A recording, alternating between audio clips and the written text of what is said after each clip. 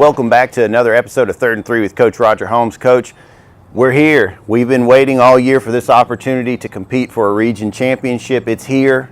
We have to go to Sandersville, and we're just going to cut to the chase. We've got to play a really strong football team this week. Tell me, Coach, what are you and the players trying to do to make sure that you're ultimately prepared to claim that region championship? Well, we had an open date, Jason, and that was profitable in the sense that it gave us a couple extra days to look at the things that Washington County has been doing. Now, they've added another wrinkle or two in the last couple of weeks, but they run a unique offense. They run the single wing, and that's more old time than the wing team. I was going to say, yeah, that's old school. But it's very effective for them. It fits their personnel. It fits the personality of Washington County, which is hard-nosed, physical football team. They have all that you want to be able to run that style of offense, and Joel Ingram and that staff's done a great job. Now, for us, being able to maintain the line of scrimmage is going to be very huge because they're going to challenge you there, both offensively and defensively.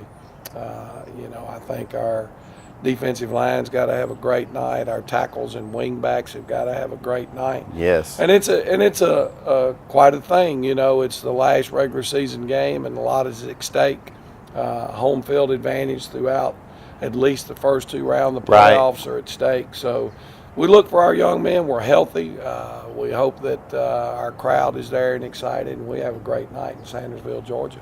And you are dead serious about this football team. I was watching some film, and their quarterback was corralled and collected by a Northeast guy and still managed to throw a touchdown pass. 40 yards in the air. I told our kids it looked like Ben Roethlisberger standing back there like a It was tree insane. So it's really going to be a big challenge for us. We hope. We've traveled well all this year. We hope that everybody will come out and celebrate at the House of Pain. They call it that for a reason. I've had the opportunity to come watch Coach Holmes and the Irish several times, and sometimes when you come out with a win, most of the time, a lot of folks come out with a loss. So it would be fantastic for us to not only come out with a victory, but also come out with a region championship. If you want all the details of the region, how that plays out with the different scenarios, tiebreakers, and all that, go check out our episode from last week. We did a complete rundown. Coach gave a fantastic rundown about how everything plays out, but ultimately, win region title, lose by less than 2 touchdowns, win region title. That's pretty much it for that. But, Coach, we want to take a second while we're here and talk about some of this peripheral stuff that goes on with the game. We get a lot of support around the community, and we would be remiss if we didn't take an opportunity to thank some of those people. And one in particular was a welcome addition in our chaplain, Brother Wes Moye from Pine Forest Methodist Church. It seems like every time I'm looking up on the Fighting Irish Facebook page, there's something about Brother Wes and some message of inspiration, or just seeing him on the sidelines giving the kids pep talks and lifting them up. I know that has to be special for you to have something like that there as a support system for the kids. Well, Brother Wes has done a great job of bringing a message to our young men each Friday as we do our pregame meal. It's not a long message. It's about 10 to 15 minutes, but it involves some scripture.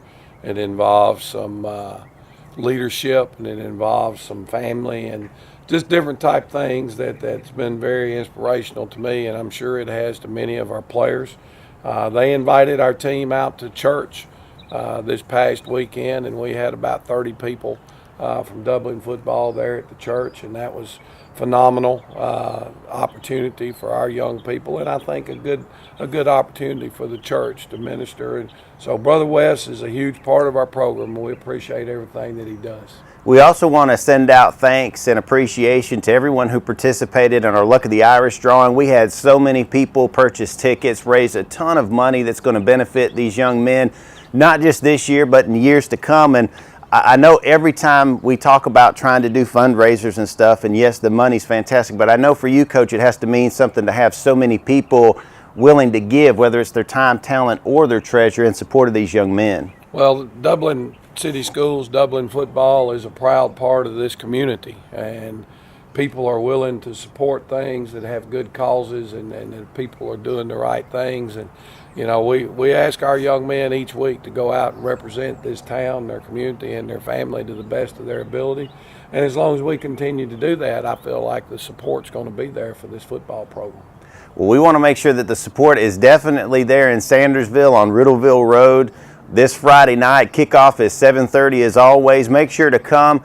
Probably going to want a little light jacket.